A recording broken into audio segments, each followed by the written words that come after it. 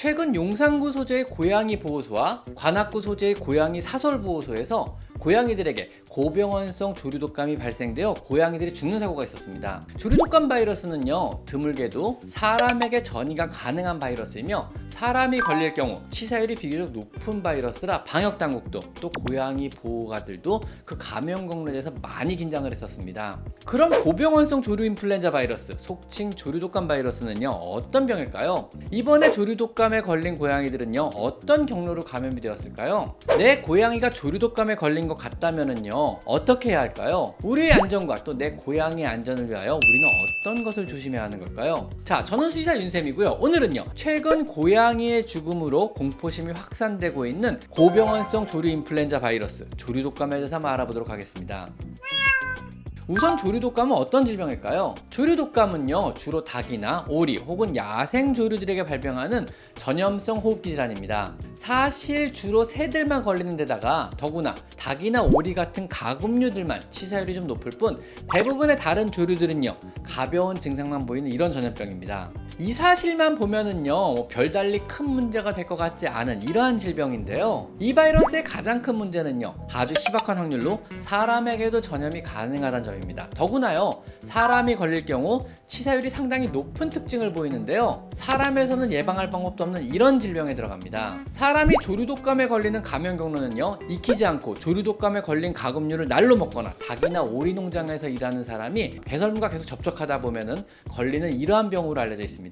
물론 아직까지는요, 국내에서는 사람이 조류독감에 걸린 사례는 다행히 보고되진 않고 있습니다. 그럼 이번에요, 이 조류독감으로 사망한 고양이는 도대체 어떤 경로로 감염이 일어난 걸까요? 야생 고양이였다면요, 포식활동, 즉 조류독감에 걸린 새를 사냥해서 먹는 과정에서 걸렸을 것으로 추정하겠지만은요, 이번 경우는요, 보호소 고양이들이 걸린 경우라 이 경우엔 해당이 안 될 것 같습니다. 그렇다면 가장 근거 있는 추론은요, 조류독감 바이러스에 오염된 음식을 섭취해서 발병했다는 게 가장 합리적인 추론일 것 같습니다. 이에 방역당국에서는요, 두 보호소의 사료들을 수거해 조사를 했는데요, 역학조사 결과 최근에 후원받은 네이처스로우의 밸런스 덕 습식캔에서 조류독감 바이러스가 검출되었습니다. 즉 사료의 제조 과정에서 조류독감에 걸린 오리가 사용되었고요, 또한 제대로 살균이나 멸균 과정이 진행되지 않은 채 캔으로 제조가 되어 공급된 것이 이번 고양이 집단 죽음의 원인이 되었던 것입니다. 이후 방역당국은요, 네이처스로우의 밸런스 덕과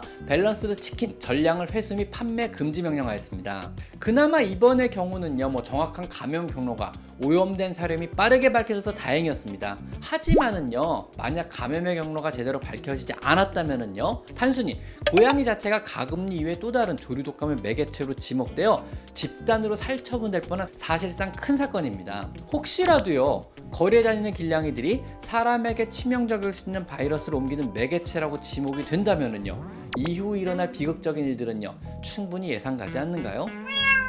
자, 그러면요, 내 고양이가 혹시라도 조류독감에 오염된 위의 사료를 먹었다면 어떻게 할까요?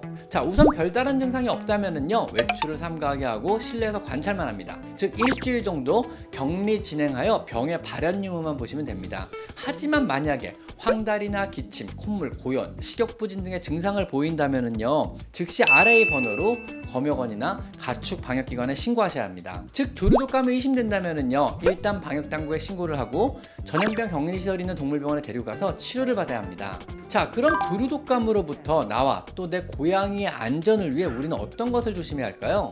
대다수의 전문가들은요, 다행히도 조류독감의 이종 간의 전염 가능성은 희박하다고 합니다. 조류독감은요, 닭이나 오리 같은 가금류들이 걸리는 질병이어서 개나 고양이 같은 포유류에게 전염될 가능성은 지극히 낮다고 합니다. 더구나 조류독감 바이러스는요, 생각보다 외부에서 생존율이 떨어지는 바이러스입니다. 즉 정상적인 일상생활의 상황 하에서는요, 새에서 사람이나 새에서 고양이로 혹은 또 새에서 강아지의 전염은 거의 안 일어난다고 보시면 됩니다. 더구나 고양이에서 사람 간 혹은 사람에서 사람 간의 전파는요, 아직까지는 안 되는 것으로 알려져 있습니다. 바이러스 자체는요, 매우 불안정해서 일광이나 간단한 소독으로도 사멸이 가능하며 대부분은요 익히기만 해도 바이러스는 완전히 사멸합니다. 즉 여러분이 일상생활 속에서 손을 잘 씻고 죽은 가금류의 시체는 가급적 만지지 말며 조류의 배설물을 맨손으로 만지지 말고요.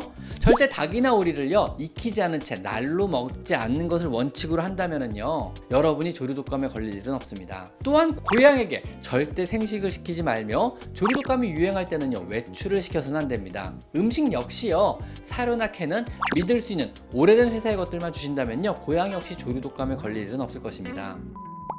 조류독감 바이러스는요 지금까지 알려진 확대된 공포스러운 기사들과는 달리 나름씩만 조심한다면요 그 걸릴 가능성도 희박하고 우리가 조금만 위생적인 환경을 조성한다면요 충분히 우리 자신과 고양이를 보호할 수 있는 바이러스 질환이라고 생각합니다. 자, 지금까지 저는 수의사 윤쌤이었고요. 오늘은요 그 전파 가능성에 비해 지나치게 공포심이 부풀려진 전염성 질병인 조류인플루엔자 바이러스 질환에 대해서 한번 이야기를 해봤습니다. 자, 오늘은 여기까지 마이펫 상담소였습니다. 감사합니다.